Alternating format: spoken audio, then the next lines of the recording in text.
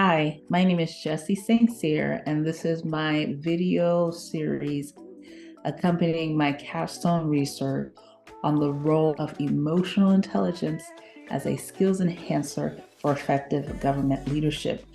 In this video, I will cover first why emotional intelligence is so important for government leaders and provide a brief overview of what emotional intelligence is and how it can serve as a skills enhancer for other critical skills.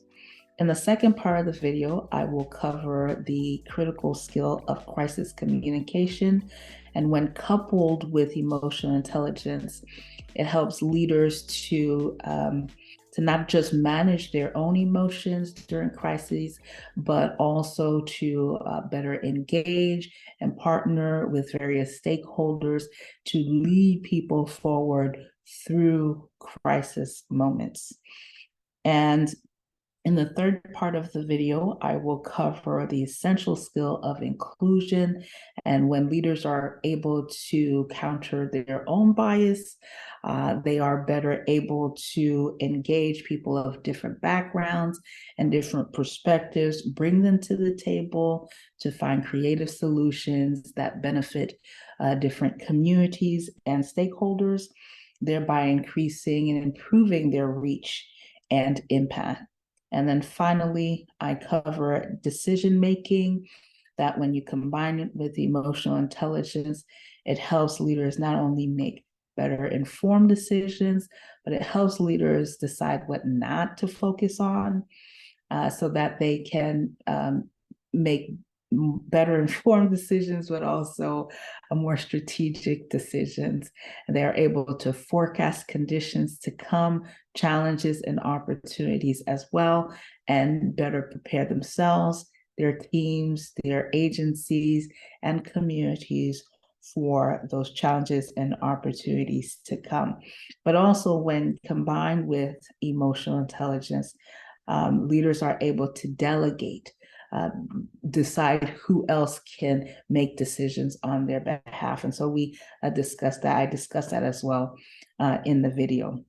I should note that throughout the video, I will provide tips, tools, and resources for consideration that leaders can apply to continue to develop these skills and to better equip them for their leadership roles and the many, many facets of government leadership that they must navigate. And then finally, I should note that while the focus of this, the capstone research and the focus of this video is on government leaders, the concepts, the principles, the practices, the ideas, the tips, tools, and resources that I discussed throughout and that are available are really applicable to leaders anywhere in the world, in any sector.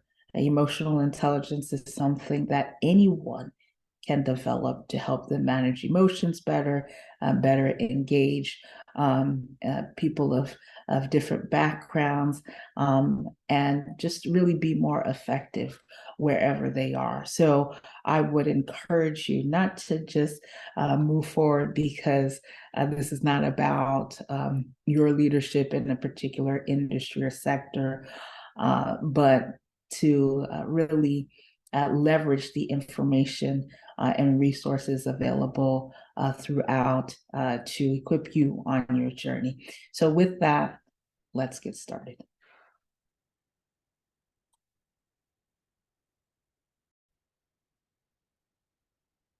The role of emotional intelligence as a skills enhancer for effective government leadership.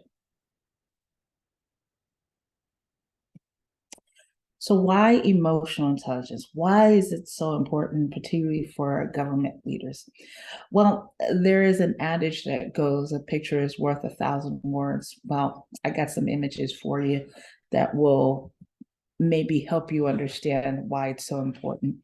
Well, these images should elicit some emotion or memories about the last few years. let's go back to 2020. When we said goodbye to 2019 and hello to 2020, many of us had different themes for 2020. One was it was the year of vision and of clarity, and boy, was it that.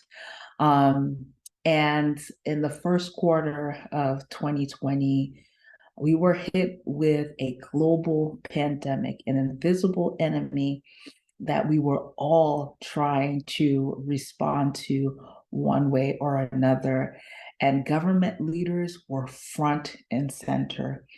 And so, as government leaders were trying to navigate this and support the various communities and partner with stakeholders, medical professionals were on the front lines trying to care for people in ways that they may not have cared for them in the past at a volume that they've not been had to care for in the past.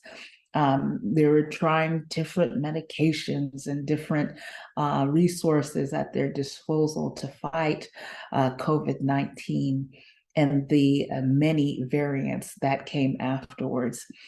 So you had medical professionals on the front lines. You also had grocery store workers and delivery truck drivers and different workers who were supporting all of us. And they absolutely deserve all of the recognition and support, even now. But they were on the front lines as well, navigating all this and trying to get us food and medicine and resources as we sheltered in place and we were trying to follow all of the government mandates and shutdowns. So as we shut down, and many of us who could work from home were working from home, and we were caring for ourselves. We were trying to stay safe and healthy, but if we had children, we were caring for children. We were teaching children as schools scrambled to get tools and Wi-Fi access and laptops to children, and we learned about the disparities, the educational disparities and the lack of access that certain communities experience around technology. And so we were working from home, taking care of children, taking care of elderly. If we had partners or spouses, we were caring for them and working with them. And we were inviting our colleagues into our homes, in our personal spaces in a virtual way. And so with that came an extraordinary amount of stress. But yet we were productive, right? We were doing the best that we could to navigate through all of that. So while the pandemic was happening, we all saw the gruesome, traumatic murder of George Floyd.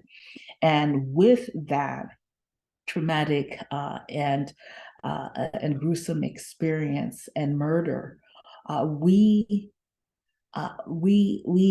experience a reawakening around systemic racism and this country's history, troubled history around systemic racism, and the need to continue to address it. And yes, we've made some progress, but all of the disparities that came to the forefront during the pandemic and thereafter indicate that we still have some more ways to go, and we have a progress to make. And so with this reawakening came protests and public displays of solidarity. So all of this is weighing on our emotions. It's weighing on our ability to be productive and engaged. It's weighing on how we're living and eating and sleeping. And To add to that, after the pandemic, we learned about Russia's invasion of Ukraine, and then more recently, the Hamas's bombing on Israel and the war in the Middle East, not to mention the wildfires and devastations and floods, and just so many challenges. And government leaders are at the front and center trying to help us navigate through all of these things, trying to navigate through it themselves, working with their teams and agencies, partnering with other stakeholders, union leaders, other elected officials, other government entities, businesses, nonprofits, grassroots organizations. There is so much going on. Could you imagine what it's like? And if you're a leader, whether you're in government or elsewhere, just the emotional roller coaster we've had over the last few years, and that some of us, and many of us, continue to experience. So no wonder we had so many challenges.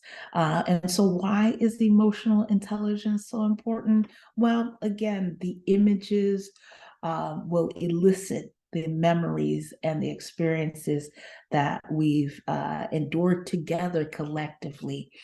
Um, and more than that, we have experienced a lot of burnout because of that. And so, in order for us to show up as our best selves as leaders, as capable leaders, we have to address how we're feeling, how we're really walking, how we're showing up, so that we can care for ourselves, so that we can better care for others, and we can engage stakeholders throughout to continue to bring solutions to the table, continue to identify services to support communities and constituents, and decrease the polarization and division that we have unfortunately experienced over the last couple of years. So, emotional intelligence is so critical for leaders to shift focus, to lead and empower others, to lead and empower themselves first and foremost, and then others, to communicate effectively about challenges and opportunities, to include people of different backgrounds, diverse backgrounds and perspectives, so that we can have creative, more thoughtful solutions, so that we can navigate these challenges together. And we have to be able to shift focus in order to make better informed decisions that are constructive and positive and move us forward, not backwards, not dividing us, right? And so emotional intelligence has an important role to play as we regulate our thoughts and our emotions so that we can be better partners, better citizens, better leaders, and better visionaries. And so we want to show up like some of these leaders, capable, energized, happy, content, peaceful, joyful, mindful, right? Expressing empathy, including other people in our decision-making process, caring for ourselves, caring for others, right? Asking questions, listening, right? And partnering with different people and different backgrounds and different organizations. Government leaders have an extraordinary responsibility, but also an extraordinary opportunity. And I absolutely believe that emotional intelligence, among other items, among other critical skills, will help them navigate these challenges, opportunities more responsibly and more effectively. So, what is emotional intelligence? Well, emotional intelligence, according to psychologist Peter Solovey, and John Mayer first coined the term emotional intelligence in 1990. They defined it as the ability to assess and discern one's emotions and those of others and to respond appropriately in personal relationships. And Daniel Goleman, who is also a psychologist, expanded the concept of emotional intelligence for social settings and in the workplace, which is where we're focusing this video and where the research focuses as well. His book, Emotional Intelligence, popularized the definition of emotional intelligence as a general capacity to motivate and persist at goals, to delay gratification, to regulate one's own emotions and those of others, to empathize, and to hope. He then identified the personal and social competencies necessary to develop emotional intelligence, and they are here.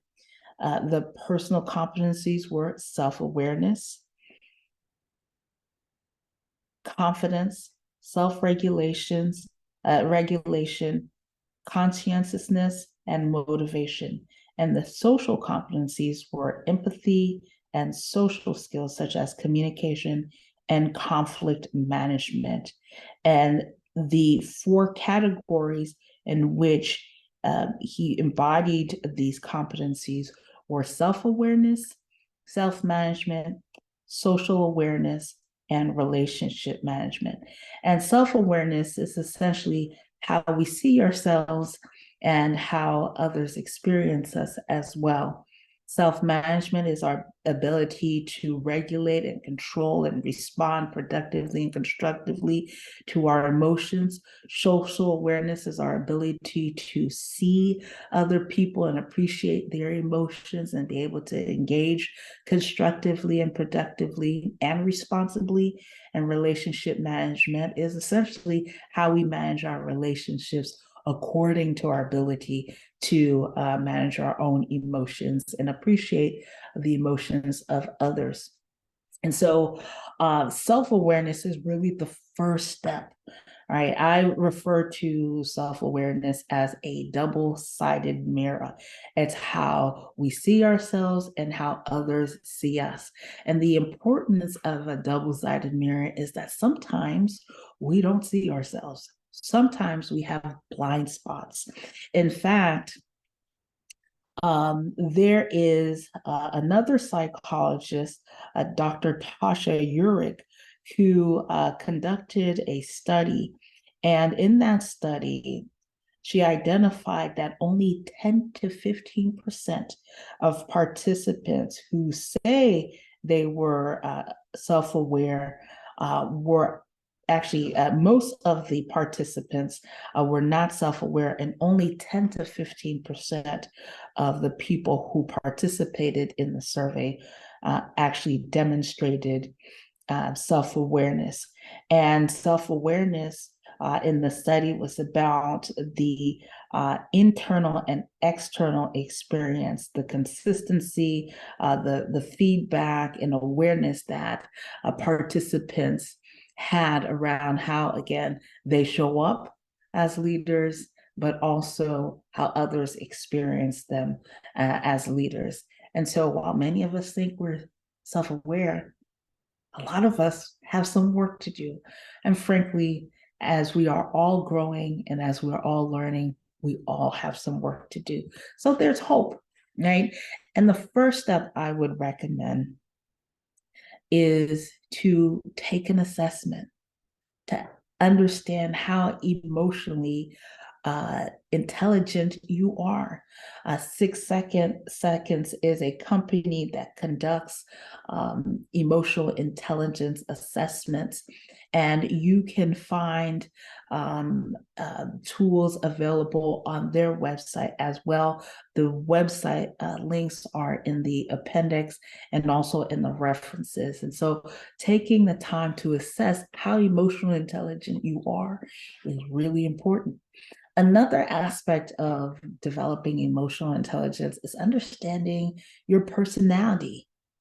how you work, what's important to you, what you value, how you engage other people throughout my leadership journey. And I would say every 5 to 10 years, I've participated in some type of self-assessment, and it's whether it's because of a job or a change in career or because of an opportunity, I had to take some form of assessment, and I've always found them to be very accurate, but also very helpful in helping me understand how I show up as a leader, how I engage other people, what's important to me, what I need to be careful about, that I do not either overextend myself or if I have certain shortcomings or weaknesses, that I'm mindful of those as well, so that I'm leading with my strengths, but also working on the areas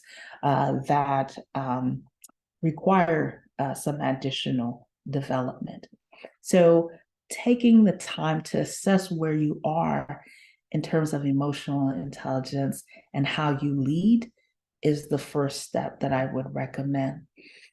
Other tips and tools to help you develop emotional intelligence is, again, asking for honest feedback, right? Remember what I said before, that self-awareness is how you see yourself, but also how others see you and experience you. And we do have blind spots. We don't always see how we affect other people, right? And so having trusted group of colleagues, or friends, even family members, I call them truth tellers, who will be honest, that maybe we're not as kind as we think, or we're not as effective and active listening as we think. And maybe we should ask more questions and suspend judgment, right? Maybe we need to be mindful about how we navigate different spaces, and having people, especially mentors, who can help us and coach us and provide insight is essential throughout my professional career, throughout my leadership journey. And even when I was a teenager, I had mentors, but I would say my first mentors were my parents, right? Because they saw things in me that I didn't necessarily see in myself. So seek mentorship and support. Um, Take into account your patterns and practices. And I'll discuss patterns and practices a little later on, and share an exercise with you that you might want to consider to see how you engage different groups and how you make decisions. But reframe your thinking, right? Instead of I can't do it, maybe I can do it later with more help, right? It's the glass half full, not half empty approach, right? That you embrace opportunities to grow, recognizing that growth is a process. Growth is incremental, change is incremental, improvement is incremental. Things don't happen overnight, right? It is a process. And lastly, it is a process, right? This is not a one and done experience, right? This is not a one-day challenge and you're like, well, I'm emotionally intelligent, or no, I'll never be as emotionally intelligent. No, right? We have to grow and develop, and there are stages and seasons in our lives. And with every stage and with every season, we'll see some growth if we're committed, if we do the hard work, if we surround ourselves with people who can provide insight and guidance and wisdom in our lives. I'm a person of faith, I'm a Christian, and so for me, the scripture that comes to mind is that that if anyone lacks wisdom, that they should ask God, and God will give them that wisdom. He will give it freely, specifically.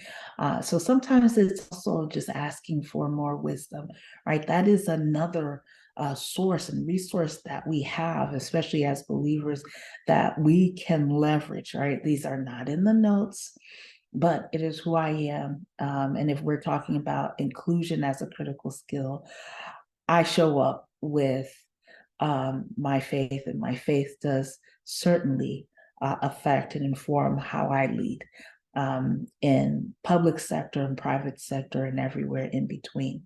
And so I'll move on from that point to share some other tips and tools for continuous learning and growth.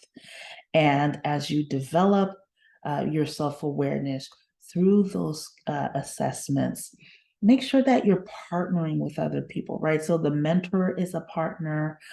Maybe there are others who are going to watch this video, and they're interested in developing their emotional intelligence.